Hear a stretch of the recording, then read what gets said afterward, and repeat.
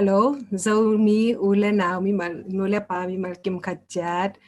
This is ZOMI special talk series panina ngwak ke kong turni le somni le kharading ina akhat pe na.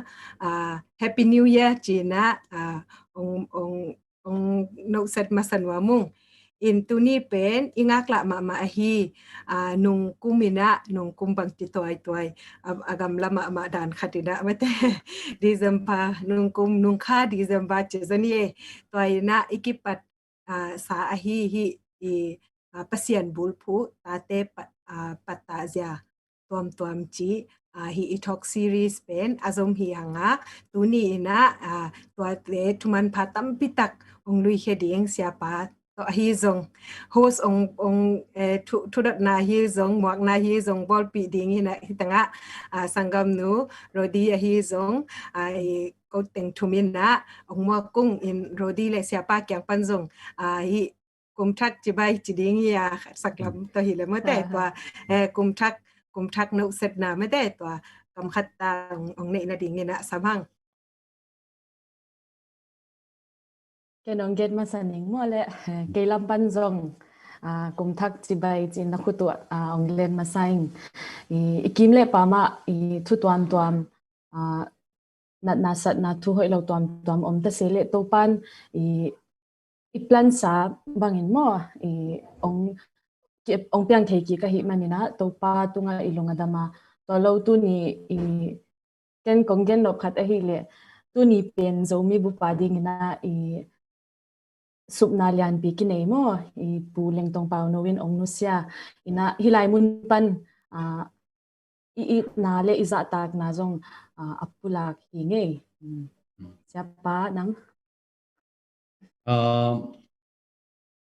kum thak topa thupa chinina topa ina tukum manun tang na chiata ama tup na ngim na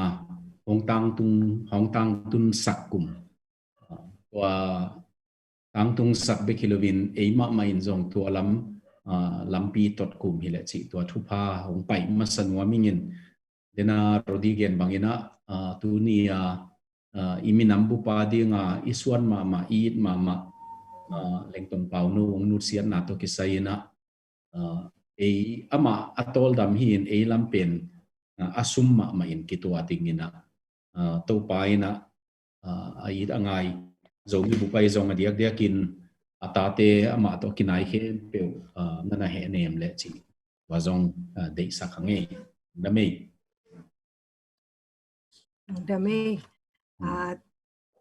tuina hun den de wa pen tom chik ko zong ngak la lwa ayang ina tom chik mete technical era tom chik o mahi manina tuni pen hun chiang tan liana ong ki pan zo lo hiung chi amasai na nule pa ulana mi malkim khacharung thum na mung in tuni ya ikikup siapa nung kikup pi ding pen juda mite'n Tate Pattahzia thulu to hiya to ipai ma ina nung kum chiteu tau kik le ni nung thok la ya hi live tunga mete live tunga nung dot man lu ai hi I dot na tom khat to ong pan ding hi ong to dot na pen ong dot sang masading ina Rody mete dot na thum khong mi na to tong pan masanung chi ong gen masanung okay lungdam in hi ken adot na ong sim khening in siapan adon na ong bol sakpa le mo ong sim khening khatna tate nungak tangwal ding hita tan som chiang simta u hima le ngimna tupna mel nei lo tate ngimna ong nei theina ding un koi chidanin makai ding le ho pi ding hi hiam chi hi dot na okay lungda mei to dot na man phama ma ya atang pi na mi sunga ding ina hi dot na panga imu kim khat jong hi khapial ding hi na bang chia tup le ngi nei sak thei ding hi hiam chi to kisayina ipatta na to ki jong kisai ma pa in to chiang atang pi thuina tup le ngim pen at tua tumin tua ngi min chi na igen pa lo hangina nun tang na pasianin nang ong bol na ahangom hi to pai na nanga ding ina na siam na ding ai kele nang kiwak na ding khat ong pe ding ai manina tua lam hungai ko mina chiding ya tua eimana tua atmosphere chiding ya tua hui tua in sunga i khan sak tua thup kisam ma saingina tua kisam ka chi chiangin bang chia tua tate han suana thapiang na tui buak chi bang pak bang hele tui na buak keu keu thei zel ding hiam chi tua pen tua kisam saing tua danina patta theileng again te nan siamwan hi sakni chi ten tan pa ding jong hi tuan sakingina ayang to pa nong bol na to pan de na ne yang bola imanin tua to pa to thungen ni na nanga ding in thungen ni na to pa ina ong lak di ngi chi na tua ma to patta leng tu tan som chiang khong a jong kwa man pol khatina aneu pana ngim na nei sa khang to tam ma mai na ayang pol khat tan som khong a jong ken thei nai ken ayang pasianina khat pe ma ong pia ko min te achi om be be le lei be wa in tua pen ei mana i kep siam ding dan to ki sai saing tan som hi a tu tan bang ma thei lo chi dan in kem leng bel thei lo sem ding win ayang au thu ngen ni ei ti na pu bang jong nget pi in to chiang options ding ya ama lung lu thei na ding khong tun tu lai ni ham phat na khat pen career guidance chia ei ma nun ta na lam tam pi ka zai zai ong lak thei mi om tai mo tua chiang khang no thu sin na khong a jong tua te om tai manina tua bang khong jong lak leng amau o hi pe nei vele jong chi kiau thei mo ai ke le tua lam asiam khong to i khang no te pa sak leng na amau amet pi tam chi bang ka ngai sun naw mina igen no pi pe nei le patau luat ding hi ke khat na ani nu le pa te ya ding in ani na hapiak dan sing kung suan bang hileng atui ina buak dan na siam pe uleng aman tua aga hun ding tak cheng ga lel ding hi ina patta na to kisai lamla na to kisai bel career guidance chi jong sep na ding to kisaya lam tam piom te lamla na tua bang jong hi thei lua tua te jong sin pi lem hoi sai lung dame dot nani na lut leng mo dot nani na ong dong pa ningena tate tunga pasianin amau tempai nang khatek apian limpan koi sak na chi pen thalena chi nok nai nge lin te pen en nule paten koi chi tel bai thei pen di hi yam amau nau pang pen au ku ki hep to bina again tenan aneu layo na gal kap u ma main ayang tom khat ong lian to win tua agal kap lam mang chi bang mo me ai jong ina atempai na chi ding ya amau talent amau siam na amau kiwak na tua pen nu le pa ten jong hoi tang na en leng i ta te kitelai ve en jong kitel thei na sang sia te ma in jong sang nau pang te bang tan hiama hi nu hi pa pen hi bangin te kichi thei o mai ve ei le ei ki mu lo hang mi nong mu ma thei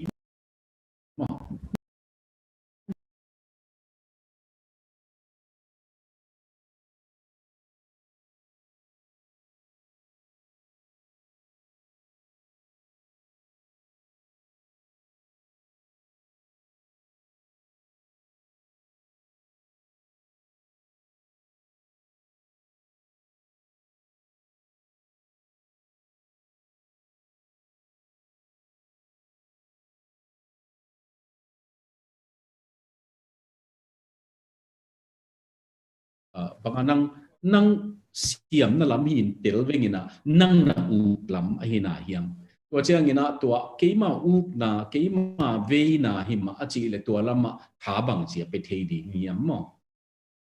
หางเบลขัดเวเอ็นจงอีเตลปีอาอมจงอามาอีดดดิ่งทุปีมาใส่อามาอินจงอาเข็นสัตดิ่งทุปีหางเบลก็อินุยปาเตอุขัดเป็นอีดัมสุงเอ็นเซมดิ่งมอไอเกเลเอ็นเออุเป็นปัสยานินองเสียมนางเปียกอีเต็มไปนะเป็นเอ็นอีดัมสุงเซมจะดิ่งมอจิกเกคาโลไม่เลยดูเลยปาเห็นขัดเป็นตัวดิ่งกิอุกจิกเทียตัวเอ็นเชียนินทุ่งเงียบปีแรงเตลน่ะเจียงกินไอมาไม่อีตาเตด่าเมลาพุดเบกซงเตลลิฮิเลมาอุกน่ะลำพวงเบลเตลปีเทแรงกิลอมตั้งมั่งสุนเลจานะอีกิขอลปีไอเจียงตัวละมานังตัวบางอินลุงรู้เทียมตัวลำบางจีน่ะซาเฮียมจีน่ะกิขอลปีแรงเพราะฉะนั้นเอ็นน่าเห็นปิวเทลอีมันตัวละมาเสียมเตะเข้ามาจงตกิขอลสักแรงพัดตัวมาทีนี้ลุงดำไม่เลยลุงดำอินตัวเสียป้าองเกนมาบังหอยสักฮิจาโลวินาตาเตนอุกมาอุยามจีโตตัวอุกนาละมาอันสังเปียนตุงซาเตบางจงกิเฮาปิสันดิงจีเป็นหอยสมามาอิงเกนจงไอเล่ทุมนาดดนาทุมนาองซิมนิงนูเล่ปาเตนเกนนาสังกำตัดนาโตลักจอกดิ้งจีเป็นหักสมามาไอหังบางจีเลงนูเล่ปาเตนใบลำตะกาลักเทดิ้งจีเฮปีนาโตเกนินลุงดำไม่กำตัดนาโตอิจิเป็นทุปีมาไม่นะตาเตนะอิเทโลกาลาองน่ะเอ็นตอนตุงนั่นนะหิวขัดนาองน่ะเอ็นเบคิโลวินเสียมาสเปนกิหินสังเสียในมาว่าเอเชียกิหินนูปาบังจะอินไลปิลินปิลเกยเลงอิตาเตียดีงาสังเสียกิหินอิตาเตียดีงาเสียมปีมาสเปนกิหินไอเกลอิตาเตียดีงาพาสต้ามาสเปนกิหินไว้มันอิตาเตียนองน่ะเอ็นนั่นนะหินอีกิโฮเซียกิปันนูปาอีกิโฮเซียไอจงตัวเชียงอามาวตัวอีกิโฮดันเบกไอจงไว้มันใบนัวหิดินจีเป็นอมเกนจินหางเบลนุนตางนาอินุนตาปีถูอิตาเตนะหอยกิมดีงางอิงลาเมนเจนลวินยังอิตาเตนะนุนตาปีกนุนกับปานเนยอนุนตาปีพัดยากุบางจีดีเงมันพาอาศักุฮิเตฮีจีบังองมุเชียนเลวตัวปันินตัวเต้นน่ะโจมาเมานุนต่างนะมั้งเมาอิเทโลกาลาฮิจินงดองปักเลงตุนเบลตัวตุนิตาเกนมันเกนีนะตุนายาอเมริกาตาเตกิดนาโตกิสยาอามินทั้งมาขัดอามาดรักเอดิกสเตกยังเซมตัวป้าทุกอย่างก็ไงเลยอามันนันตาเตกิดนาโตกิสยอเดียกดรักเอดิกสเตปนั่นเละเอเตอินะอามันฮิจิจีเบparenting ฮิจิเป็นตาเต็กปัตตาเซียฮิจิเป็นเอ็นสังเสียอินสังนาวปังเตอหิลาตัวบังหิลดิ่งกิสายนะยังหิลโลดิ่งจีนะหิลวินฮิจุยสักินจีเบ discipleship ฮิจิเจสุยนันนงจุยเตกียงะกันนงหงจุยุนอจีฮิจิตุนีนะตัวนูเลปาเตนจงกันนงหงจุยุนจิเทแรงเบลมอตั้มปีอวายุเสียงดิ่งฮีอินใบโนดิ่งฮียังนุนตาปีนั่นเองเลยขัดตัวเชียงปัสยานิตาวันงเปียกลิมตะกันนั่งไงสุดเลยตัวเชียงนี่นะนาตาเตนุนตานาเป็นนาตาเตตุงเบกันหล่อจริงดิ่งอินกิไงสุดกันละขังงไปตู้เซลเตนังใส่ขานะหิมันนี่นะนังกิมิงตอลิงชิลวินะนาฮันเชียนดิ่งตัวทุบีไซลุงดำตัวนี้อีกิกุบดิ้งตักกิปันไหนเราไปหิมัวนวมเราเห็นว่า di mai nom tak take nom tak take in dot na le dot na te zong nong dot te zong long dam mama in ibang ina nong dot na te pen ko zong ong tu pisim ma hiung chi pen ong gen kik no mong in hi dot na te pen nunga live sunga hilawa na dot aman khit chang ina comment sunga nong dot te pen ong kong don ke ku hi to ma bang ina mai lama zong tu ni zong live pana en man lawa hi khit chang na en zong ina hi PESTEL talk inbox hi zong hi comment tunga zong dot na te zong ke koi the nong ong ke the la hi te chi ong gen no ming in to bek tham lawina hi bang ina hi talk series te hidan zodeu te hidan thu zodeu te ong ki kumun nalungul u thulu te hi zong nalungul u thu te hi swak takina ong gen the yu te to tung tangina ko zong ong en diunga hi asiam te amy sunga zong tampitak mi pil mi siam tampitak om hi manina sia patadani na mi pil mi siam tampitak om hi manina to teng dot sak ding hanga hi toxi hi PESTEL talk page panina ong kha kiding hiung chi pen ong za saking na ming no le paule na mi malkim khachetunga in I tuni ikikup ding ipai ma dewina hi PESTEL talk page mate no zong hi page tung tangina hi de hidan te talk series tung tangina man phatna le ham phatna nga na hi ule no dan ma ina ham phatna anga ding in ule pa ule na mi malkim khacha anga nailo the nailo te again son na ding ina hi talk hi PESTEL talk page te like subscribe le share te ngbo sakun la hi talk pen Facebook ba khilawina YouTube pakichanga Spotify le SoundCloud te pansung ngai the hi chi ongen noming ina tuni I talk ikikup ding tak pen apai tadi pai tak tani le Rody okay kezo ông pao no lawina I sapan juda mite'n Tate Pattahzia again no bang isin thei ding bang aman hoi asak bang aman hunong la lemo ei lungda meile abula video tom chik khat en nin to video pen bang hang alak no mi hiam chi le juda te na ta te Sabbath ni simin chi chiang ena Friday mo ninga ni simina amau thupa na pe zelina to thupa apiak zel to kisai amau to thupa apiak na le to chen akamal zat teu alai siang tho zat teu to te en masaleng chi kalung simamina akpol khate na amang kamitel khit lo hangina alim ahi danu na en leng to chiang ena ambabana lai siang tho kamal khen khat to be lap ni na tuni to khen nin khatna thupa apiak nau to kisai to chiang ena juda te rabi channel kichina hi namsom te hi le te nata te manso ke ni te achi to namsom te to te gen hom leng chiang tel hi ngina den chiang lai siang tho izat ding khat ong sim ningina gen ki khading I manina khat ve yong sim pe ma ningina pian til som ni le sagi na aneu som ni le sagi ma panina ong sim ningina to chiang in ama anaya hong pain apa nam hi jacobina banga Isaac vanami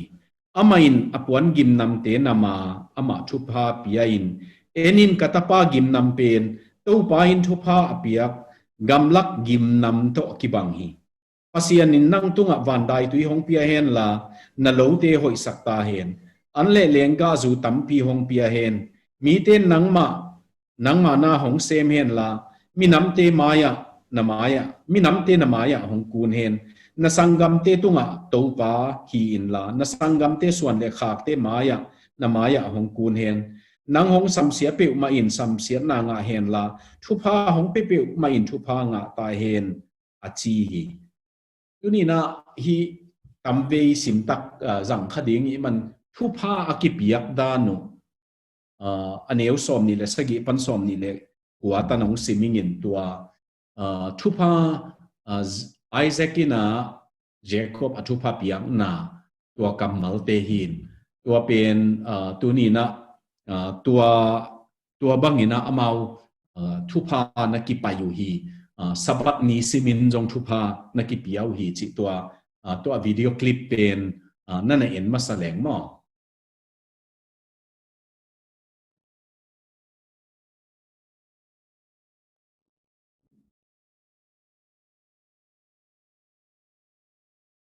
The whole world is waiting to sing the song of Sabbath. The whole world is waiting to sing the song of Sabbath.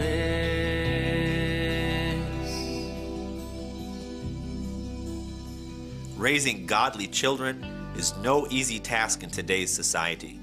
Our children are faced with pressures on a daily basis that earlier generations have not had to encounter. God-fearing children, especially Messianic Jewish and Messianic Gentile children, face an uphill battle and risk feeling out of place and isolated. There are two important things that we can do to protect and strengthen our children. One is to provide them with a sense of connectedness and security in their faith community. Messianic Judaism has so much to offer. The ancient Jewish path of life is so full of vibrant meaning and depth, and the task of seeking the kingdom of God, set forth by our Master Yeshua, enhances our lives with an ultimate sense of purpose. The second thing parents can do is to tap into the spiritual power vested in them as parents. Parents are in a position to entreat God in prayer for their children in a way that no one else can. But not only that, numerous biblical examples show that parents not only have the power to pray, but the power to bless. God distinguished the Sabbath with blessing and holiness. The Torah states, God blessed the Sabbath day and sanctified it. No other day of the week received this distinction. For this reason, the Sabbath is an auspicious time for blessings. So, shortly after arriving home from the evening prayers at the synagogue on Friday evening, it's customary for parents to bless their children. The method varies from one household to another. In some cases, the father recites the blessing. In others, both parents recite it. In some homes, the children come to receive the blessing. In others, the parents go to each child.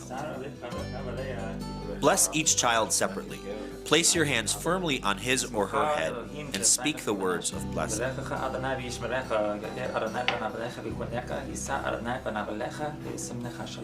There are two traditional blessings to recite, one for boys and one for girls, after which you may add your own blessings as you feel inspired. Also, give each child a few personal words of encouragement and perhaps a hug and a kiss. The blessing for boys is Yisimcha Elohim ke'Ephraim v'chi Menashe. May God make you like Ephraim and Manasseh. This comes directly from Genesis 48. After Joseph was told that his father Jacob was ill, he brought his two sons to his father to be blessed by him. Jacob blessed them by saying, Israel will bless their children by you, saying, May God make you like Ephraim and Manasseh. Ephraim and Manasseh were certainly godly individuals, but their greatness was not so much in who they were, but in the heritage that they were given. Simply by virtue of the special love that their grandfather Jacob had for Joseph, he adopted them as his own sons, making them peers and co-heirs with Joseph's brothers. Likewise, our desire for our children is for God to bless them with every spiritual blessing and grant them the adoption as sons through Yeshua the Messiah. For girls, we say, Yisimech Elohim Kesara, Rivka, Rachel, Leah. May God make you like Sarah, Rebecca, Rachel, and Leah. Well, this sentence does not come directly from Scripture, but it echoes the blessing given to Ruth. May the Lord make the woman who is coming into your home like Rachel and Leah, who both built the house of Israel. Then, for both boys and girls, we continue by speaking over them the priestly blessing of Aaron, found in the book of Numbers. Yivarechecha Adonai v'yishmerecha. Ya'er Adonai panav elecha v'chuneka. Yisa Adonai panav elecha v'yasem lecha shalom. May the Lord bless you and protect you. May the Lord make his face shine toward you and be gracious to you. May the Lord lift his face toward you and establish peace for you. There are some who go one step further and add a few lines from the prophet Isaiah in his description of the Messiah. By speaking these words as a blessing, we express our desire that our children grow to be just like him. Let the Spirit of the Lord rest on him, a spirit of wisdom and discernment, a spirit of counsel and power, a spirit of knowledge and fear of the Lord. Do you bless your children each week? Perhaps you don't feel worthy or righteous enough to bless your children, but push that thought aside because it's not you, it's God who does the blessing. And as a parent, this is your responsibility. If your children are teenagers and you haven't done this before, maybe they'll roll their eyes at you or feel awkward, but it is so worth it.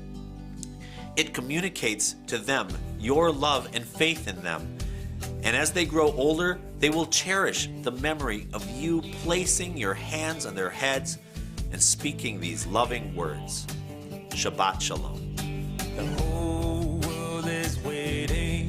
to sing the song of Shabbos. The whole world is waiting to sing the song of Shabbos. I am also waiting to sing this song of Shabbos. I am also ตัวเอียดนาปานินะอิลุงซิมาอินาเกลดีงามันจงอเกนป่าขัดเป็นนูเลปาเตนะอิตาเตบังอากิฮูกิเกมจิงนวมตัวเบลทุปีมามาอิน